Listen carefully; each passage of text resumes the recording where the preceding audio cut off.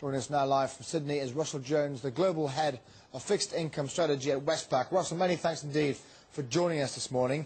I want to quote your research, to borrow comments from your youngest daughter, I'm getting so over Greece. How old is she? Actually, she's 20. She's not that right. young. So she's... Yeah. What do you think will be the development from this? What do the markets need to see and to hear for there to be a bit of a pause and a peace of mind to really breathe a sigh of relief? I think really what's being discussed at the moment, which is, we finally get some short-term funding for the Greeks. We see some involvement from the ECB. I think that's really what the market wants. But whether or not that proves to be a sustainable solution to this situation, I think is highly debatable.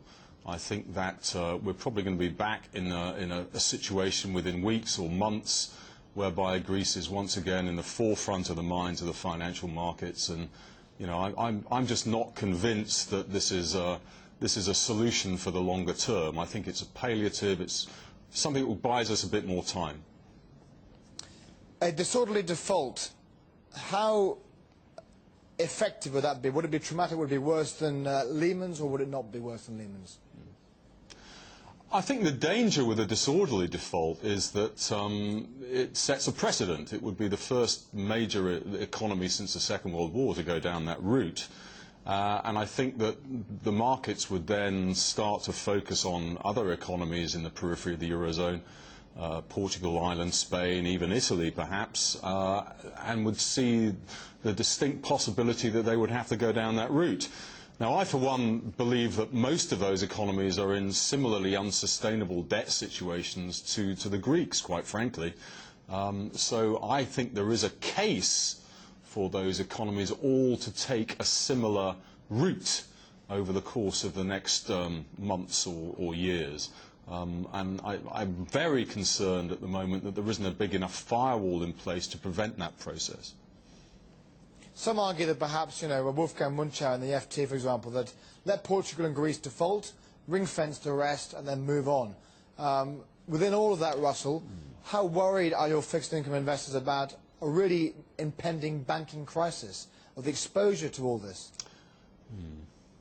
I think the FT article makes a good deal of sense, but the problem is that firewall to prevent the contagion and to ring-fence the situation is not necessarily in place yet. And I also think that just the underlying architecture, political, institutional, of the Eurozone remains, half-baked. And fully baking it is going to take an awful lot of difficult decision-making. I mean, it's taken the authorities 2 years to try and address the Greek problem, and we're still talking about it. How they can put in place the necessary institutional architecture really I just don't know how we do it, quite frankly. So my sense is the situation continues to rumble on for some time to come. I think fixed income investors will continue to be subject to periods of fairly dramatic risk aversion over the course of the remainder of this year and perhaps beyond. I must ask you, how therefore do you play the fixed income market with all this going on? What's the best trade going on? Well, I'm afraid to say that it's still keeping a good proportion of your money in the so-called core asset markets or core fixed income markets like US Treasuries, UK gilts, even bunds. We still think that makes a lot of sense. It's very noticeable that those markets have remained incredibly resilient over the course of the last couple of months when some of the riskier asset markets have performed very well. Treasuries are still in a range that they've been in for some time now. They might be towards the top of it, but they're within that range. There is an undercurrent of risk aversion in markets, and I think that will continue. As I say, I think there will be further bouts of drama, political, economic, financial going forward, and it makes sense to retain a pretty defensive posture where fixed income markets are concerned. Final question for you. There you are in Sydney again. I must ask you about this Australian leadership uncertainty and all this war of words in John Howard example and Julia Gillard. How much of an impact will this have on the markets? Are you feeling anything from this again, or is it just war of words and that's it? I don't think it makes a hell of a lot of difference, in all honesty. I mean, the Reserve Bank's independent. It does what it does, and it does it very well. When you look at the switch from Kevin Rudd to Julia Gillard a year or so ago, nothing much changed in terms of the way policy was put together here in Australia. And if it switches back to Kevin Rudd again, I wouldn't expect to see dramatic changes either. You know, this is a change within a party rather than a new government coming to power.